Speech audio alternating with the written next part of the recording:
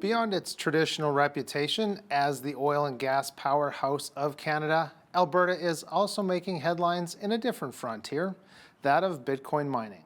One of the leaders in this innovative charge is Sue Ennis. She is a dedicated champion of technology, investment, and the exciting opportunities right here in our own backyard. Miss Ennis is the VP of Corporate Development for Hut 8, one of Canada's premier companies in the crypto mining and high performance computing area. Sue, welcome to Bridge City News. Hey guys, great to connect with you. Excited to get into it today. Lots going on in crypto these days. I know it's a great industry and a great topic of discussion for so many. Now, Hut 8 is one of Canada's largest data infrastructure operators and Bitcoin miners. Can you maybe give us a snapshot in layman's terms of what exactly it is that Hut 8 does and its significance in the cryptocurrency landscape? Yeah, absolutely. So miners are an integral piece of the entire Bitcoin blockchain and Bitcoin network. So you can kind of look at miners as being like the Fed in the sense that we mint new Bitcoins and also help secure the Bitcoin blockchain. So that's the big role of miners on the Bitcoin blockchain. And then, yeah, in terms of Hut 8, we are one of the oldest miners in the industry. We've been in Alberta since late 2017, early 2018. And then in January of 2022, we actually started buying traditional high performance compute data centers because we're also incredibly bullish on the growth of the high performance computing cloud colo AI space. And so, yeah, that's Hut 8. It's effectively just a big portfolio of composable compute infrastructure that also includes Bitcoin mining. Well, that's great. And it sounds like Hut 8 operates in an absolutely rapidly evolving market. That probably goes without saying. How do you keep up with the latest technological advancements and market trends to ensure that the company stays ahead of the curve in the crypto industry? Yeah, so I think one of the big advantages is our team's experience. So our CEO Jamie Leverton, she doesn't come from the crypto space. She's actually her background is in the traditional high performance compute and distressed data infrastructure space. So she's been in charge of transformation mandates for the likes of IBM, BlackBerry, Cogeco. Our CFO also came from IBM. I myself have been in crypto since late 2016, early 2017. And then we have a team that's got really robust and a depth of experience in the energy space. So I think all of us together take different points of view and have a different lens and sort of pulse on, different areas of not only just crypto, but energy, the economy, computing trends, relationships with Dell, NVIDIA. So yeah, I think that helps us all come together holistically and really continue to move the needle forward in terms of innovation. One of the challenges associated with cryptocurrencies is their volatility. How does Hut 8 navigate the fluctuations in the market, and what strategies do you employ to mitigate risks for both company and investor? Yeah, so I think one of the things that we have certainly focused on as a Bitcoin miner, and actually with respect to volatility, we have certainly, I mean, Bitcoin, for example, is the main cryptocurrency that we mine and the only cryptocurrency really that we deal with. And Bitcoin has been around for quite a few years, definitely well over a decade. And we've actually seen the volatility start to taper off, relatively speaking, relative to its historical trading patterns. And one of the things, though, that Hut 8 does as a miner, in order to reduce some of the volatility that can come from being a single-threaded miner, is we focus on diversification of our business. So we are not only miners, but we are also in the cloud and co-location space, which is a industry that is not correlated to Bitcoin price action.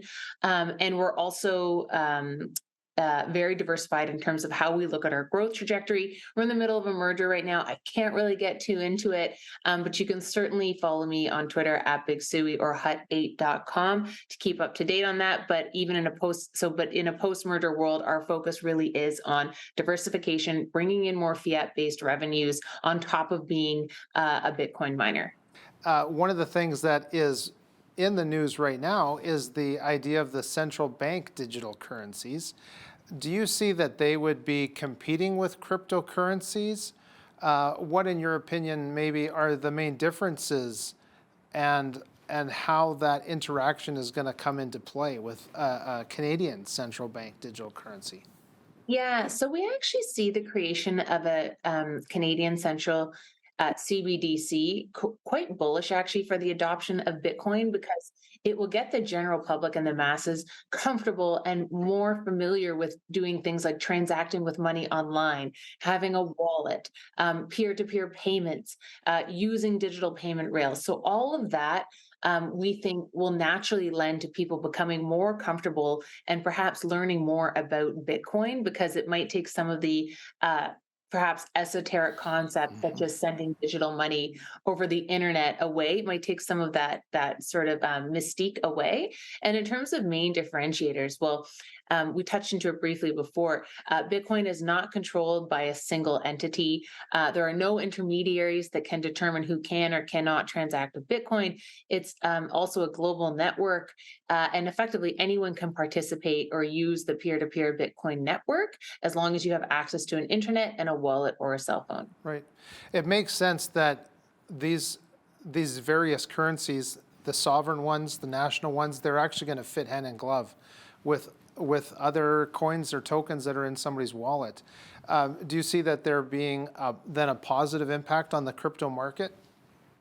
Yeah, like I said, I think that if citizens have the option to learn, and we do think that this will naturally lend to more learning and more education just about how digital currencies work, what are payment rails on the internet, and that it will take again out some of the mystery that comes along with transacting using digital currencies. But it seems to me like the SEC is struggling to find an existing box to put cryptocurrencies into. I don't know if you've been following that issue, but what do you make of it? Yeah, so I think what I make of what's been happening with regulators is that the conversation has certainly gone because again I've been in the crypto space since 2017, so the conversation has certainly matured and grown from let's just shut it down, let's just regulate it out of existence to okay, let's make sure we have parameters so that everyone can innovate safely. Mhm. And then if we look at the actual adoption curve, the amount of on-ramps have grown. You now see players like Fidelity, BlackRock, Invesco all submitting applications for spot Bitcoin ETFs, already offering other types of structured product that can help their institutional clients invest in the cryptocurrency space. Mhm. There's something like 45 CBDC projects happening right now globally with governments. And so it's actually a really exciting time because there certainly is more of a constructive rhetoric that's happening between innovators in the space and regulators than we've ever seen before. And like we said, like I was saying, if BlackRock does in fact get a spot ETF approved, which does look like it's probably going to happen, BlackRock has a 99.8% success rate with ETF applications. Again, we all think this is very bullish for the industry. Now, Sue, considering your extensive background in the financial industry, how do you foresee the future of Bitcoin and other cryptocurrencies, especially in terms of the adoption and government regulatory frameworks? hmm so I think that there's just going to be a world where there's more safe and regulated on ramps for institutional customers, retail investors who may not know or understand a lot about cryptocurrency to learn about it, have on ramps for safe trading and investment into the space as another, perhaps active sleeve of the alt investment sleeve of their portfolios. So again, it's all very bullish.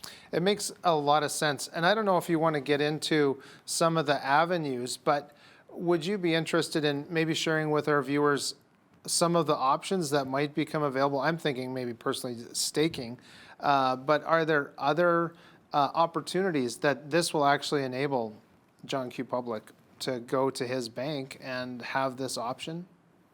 Yeah, so I think certainly the opportunity to earn yield with different types of instruments, cryptocurrency definitely unlocks. If you look at uh, digital digital payment rails on top of systems such as gaming, the metaverse.